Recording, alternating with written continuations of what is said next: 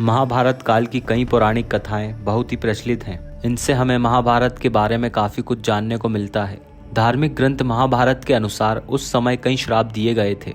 उनमें से कुछ श्राप ऐसे हैं जिन्हें लोग आज भी भुगत रहे हैं। तो चलिए आज आपको बताते हैं कि महाभारत काल के ये श्राप किसने किसको दिए थे, जिन्हें लोगों को आज भी भुगतना पड़ रहा है। दोस्तों, अगर आप इस चैनल पर नए हैं तो आगे बढ़ने से पहले चैनल को सब्सक्राइब करना ना भूलें।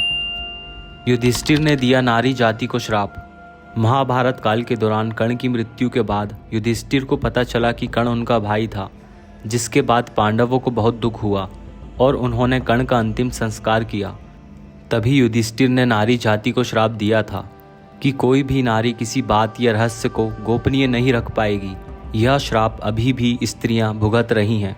श्री कृष्ण का अश्वत्थामा को श्राप। महाभारत काल में अश्वत्थामा ने धोखे से पांडव पुत्रों को मार दिया था, जिसके बाद भगवान श्री कृष्ण ने अश्वत्थामा का पीछा किया।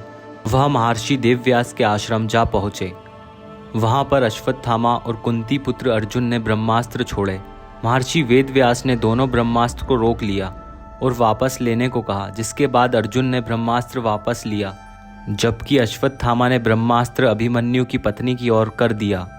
तभी श्री कृष्ण ने अश्वत्थामा को 3000 साल तक वनों में भटकने का श्राप दिया था। अश्वत्थामा आज भी वनों में भटक रहे हैं। उर्वशी ने दिया था अर्जुन को श्राप। अर्जुन स्वर्ग लोक गए थे। उस समय उर्वशी नाम की एक अप्सरा उन्हें देखकर आकर्षित हो गई थी। अर्जुन ने उर्वशी को माता बोलकर सम्मान दिया।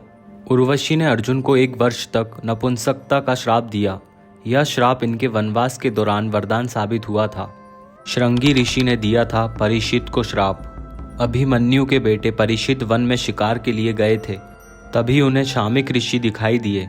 उन्होंने श्रृंगी ऋषि को आवाज़ दी, लेकिन वह मौन में होने के कारण नहीं बोले, जिसके बाद परीक्षित ने शामिक पर गुस्से में मरा हुआ सांप फेंक दिया। शामिक ऋषि के पुत्र श्रृंगी ऋषि ने परीक्षित को श्राप दिया कि 7 दिनों में इसकी मृत्यु सांप के काटने से होगी। राजा परीक्षित की मृत्यु के बाद ही कलयुग की शुरुआत हो गई।